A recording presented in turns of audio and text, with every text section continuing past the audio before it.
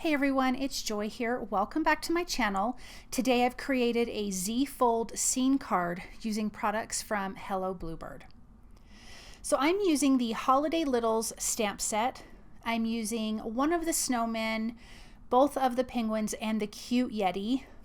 I'm going to stamp multiples of some of these. And I wanted to originally make a Christmas card with this, but I just didn't have time before Christmas. So now I'm going to make a fun winter card using some of these non-Christmas images. I'm also using some snowballs from Fawn's Snowball Fight. I'm going to ink these up with black ink in my Misty, and then I'm going to use Copic markers to color all of my images. You guys will be able to see the numbers of markers that I'm using. I will place the caps there so you guys can see that. I have two of the Yetis. I'm going to color, I'm not coloring it gray, I'm just adding a little bit of C2 and C1 so it doesn't look like he's uncolored, but I want him to be white essentially. And then we're going to add some color to their faces. One is going to have a pink face and one is going to have a blue face. Like I said, I'm creating a Z-fold scene card. And usually when you see cards like that, the scene will go all the way through, which I have made cards like that before. But this time I decided to make 3 separate scenes, even though the background looks like it's from the same scene, if that makes sense. Okay, now we have our little snowman. I am going to use BG 11 and 10. I'm just going to give him a little bit of color. I'm not going to color him completely. Obviously, I still want him to look white because he's a snowman, but I'm adding this teal blue to give him a really frosty, snowy look. All of these images are super quick and easy to color because a lot of them have mainly white areas, so you don't have to do a lot of coloring and blending, which makes this go really fast. I did add some R20 to the cheeks of the snowman, and I will do the same for the penguins. But something I did to soften it was use the blender pen from the Copic markers. And I just blended it out just a little bit. Then I'm using C4, 6, and 8 to color the black part of the penguins, and his little belly is going to be white, so I'm using just a little bit of C1 to add a shadow, and then orange for the beak and orange for their feet. And this penguin right here is ice skating, so I will do a teal color for his ice skates. 4 of the critters have some scarves, and so we're going to color them differently. I tried not to get too many colors to color with, so I just tried to be creative. I am using BG 10 to color the snowballs. I'm not coloring them all in completely, just adding a little bit of color on each side of the snowball. I am using R81, 83, and 85, and I'm making some pink stripes on this scarf here. Then we'll have a blue scarf that goes from dark to light on this snowman. So I'm starting with dark on the outside, the medium color, and then the light color, and just blending those together. And then this one I'm going to use those same blue markers, but I'm also going to add the darker teal, which is the BG 13. And I'm just going to alternate to make a stripe pattern on this scarf as well. Then we will do a solid pink scarf from dark to light, and then the other penguin will have a teal scarf from dark to light. Then I'm going to use the coordinating dies to die cut out all of these cute critters. Now, like I said, I'm going to create 3 different scenes, and so we need to do some backgrounds for that. I have cut down some white cardstock to slightly smaller than an A2 size card. I am using Waffle Flowers Grip Mat to hold all of my stencil and my cardstock in place. I am using Fawn's Hillside stencil as a mask while I ink blend the mountains. I'm going to use some Distress Oxide inks in Lost Shadow and then a little bit of Milled Lavender. I'm going to use that Hillside stencil first as the mask, like I just said. That way I can then ink blend the snowy hills. Let's add a little bit of that milled lavender, and now we've got this nice purple hill. I do end up having to kind of fix it once I get my hillside on here, just because I didn't line it up as great. All that great, excuse me. So as you can see, it's a mask and a stencil, which is really, really nice. I'm going to use salvaged patina for my hillside here. And that's where I can see, oh, my mountains didn't do that great. So I'm going to bring those back in, line up my masking stencil, little bit of that purple at the bottom, and I was able to fix it. Okay, let's add another hill using another one of those hillside stencils. You get 3 in a pack. And I love creating with a stencil as far as a scene goes because it's super quick and easy. And because this card already is going to have some bulk to it because it's a Z fold, I did not want to add a bunch of layers with die cuts. So that's why I opted for a stencil scene instead of a die cut scene. Let's pull this one off and let's bring the next one in. I just wanted to make sure everything looks good with my little critters. Now for the penguins, let me back up. I did add a little bit of ink blending at the top here. I just used what was left over on my brush. Now for the scene with the penguins, I am going to make a pond, an ice skating pond. I'm using my other card to basically line up my mountains. Even though it's not a consistent scene, I don't want that to be wonky and all over the place, so I do want that to be pretty even. I'm going to take a different hillside stencil this time to create a different type of hill and color in, ink blend in my mountains. Again, using the Lost Shadow and then the milled lavender. I love how these mountains turned out. It's so, so pretty. Now let's use the stencil part since we used the masking part of that. Again, with the salvaged patina. Now I'm going to use this stencil here. This is just one hill, but this is making a perfect little round pond at the bottom. So I'm going to ink blend where the stencil is, and I'm also going to ink blend at the bottom. I left the center a little bit lighter, and then whatever is left over on my brush, I'm going to ink blend at the top. Let's do our third scene here. So once again, bringing in the mountains. And as you can see, I'm sliding over to the left or to the right more, so the mountains also look a little bit different, and that's not exactly the same on each card. I'm using that same stencil, just the top part from the one with the pond, because again, I kind of want all of my snowy hills to be different. And then we can bring in another stencil.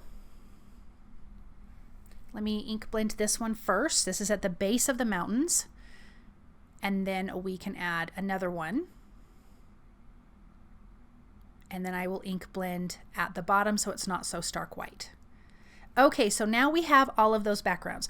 I decided I needed some trees because I forgot about that when I was coloring my other images. I am using the trees from, I think it's called the Slimline Skating Pond from Hello Bluebird. I think that's right. But there are 3 different trees, and I'm going to die cut those out. I did forget, hold on, we have to stencil first. I am using some Cloud Whip, and this has the snow peaks on this stencil for these mountains. I'm going to do this really quick before we get to our trees because Cloud Whip dries really, really fast. I did also make sure to not do a super thick layer, but I'm going to do this for each of the mountains, and it just adds a little something extra. So I'm going to put this in place, use my palette knife and a little bit of that Cloud Whip, and you don't need that much. It goes far. Then peel up your stencil and let's go to the next one. And by the time I was ready to assemble the card after die cutting the trees and coloring those, it was dry enough that I could put the card together. Okay, so here is that die. I die cut out those trees. I'm using some Copic markers to color them in. I'm just going to show you 2 trees, 2 different colors of Copic markers. I don't want to color all of them on camera because it's all going to be the same. I'm starting with the darkest, then medium, and then the lightest here. And I will do a little bit of brown for the tree trunk, but I did that off camera too. And here is the other color of green. And this goes super, super quick. I'm adding the darker area basically where it would be up under the leaves of the top layer of tree coming down, if that makes sense. Okay, now let's get our trees glued in place. Like I said, the background was already dry. It didn't take very long at all. I did mix and match the colors of the trees, so that was different on each one of the backgrounds. The center one here with the penguins are just going to have 3 of the small trees. But as you can see, our scene is coming together so nicely. Let's add these 2 trees over here. We're going to do 2 large trees and 1 small tree. And then we can get to adding our little critters here. First, you guys, I'm sorry, I'm just forgetting what I'm doing. First, let's add some sparkle to the background. This is Honeybee Stamps Bee Shimmery. You guys have seen me use this a lot. I love it. I'm going to splatter this all over the background. I wanted something shiny, a fun, shiny element that felt like snow and winter, so that's why I went with this. Lawn Fawn also has something very similar, and they're both absolutely beautiful, but this was out on my desk, so this is what I decided to use. Now let's put our cute little critters together. So we have a Yeti, a snowman, and a pile of snowballs. Then for this middle one, we have our cute penguins. There's our ice skating penguin. We're going to have one standing on the ice and then one standing in the snow. And then this one has a snowman, a Yeti, and some other little snowballs. I just think these are such simple, cute scenes. I wanted to add some more snowflakes, so I decided to use Trinity Stamps Winter Sky. We're going to put those on top. Let's add some details to underneath our images. So I'm using the Copic marker BG 11 and 10. I'm adding a little bit of shadow beneath all the trees, all the critters, and all of the snowballs. And then, so usually with BG 11, I blend it out with BG 10. Then I come back in with that BG 11 and add a little bit of dot detail. It just gives the ground a little extra attention. It gives underneath each of the image, it grounds them, so it doesn't just look like they're floating out in space, basically. And as you can see, it makes a huge, huge difference. So now that that's done, now I'm adding those Trinity Stamps Winter Sky snowflakes. I think they're so cute. 2 different sizes and a lot of fun. Okay, I have 2 A2 size card bases essentially, and we're going to put them together to create our Z-fold card. This is Simon Says Stamps Peacock cardstock, this is one of my favorite colors of cardstock. And I'm almost out. I need to order some more. I did trim a little bit off of both sides, or both of the cards that we're going to meet together in the center. And I'm going to trim a little bit off here. And now once it's folded together, it just looks like one card. So let's use some tape runner to get these 2 together, and then we can get our scene adhered. And then we still have to finish the front of the card. So definitely hang tight for that, but that's a really quick and easy thing to create. Okay, so now we have our Z-fold. Let's bring our scenes back in here. And I did trim these down slightly smaller, like I mentioned, because I wanted to see that peacock cardstock around the edge of the scene. I love that it's dark because the scene is so light. So to have this fun teal cardstock, to me, it looks so pretty. But if teal's not your color, you definitely could get away with purple or blue or anything like that. I think that would absolutely work. So as you can see, that nice mat comes around the edge. Let's finish this last piece here. I love when it all comes together. You guys can see now what a great scene it is. Okay, let's do the front of our card. I have another A2 size piece trimmed slightly smaller. I'm inking the edges just a little bit with the salvaged patina. Then I'm using Mama Elephant's Big Warm Fuzzy Hugs. I've die cut that twice from Simon Says Stamp Peacock cardstock. My goodness. I'm going to glue those two together. Normally I like to do 3 layers, but again, this card is a little bit more bulkier, so I am not going to do 3. I did decide to splatter the background with that Be Shimmery watercolor from Honeybee Stamps. And then I'm going to glue those 2 pieces together. Like I said, the front is super simple because it's all about the scene on the inside.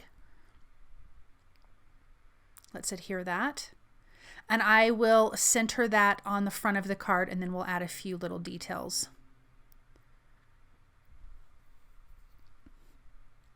I'm using Barely Art liquid glue to adhere this down.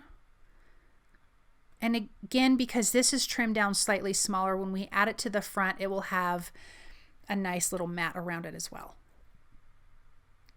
Let's finish the front off with the Trinity Stamps Winter Sky. So I'm just going to add a few of those around the sentiment.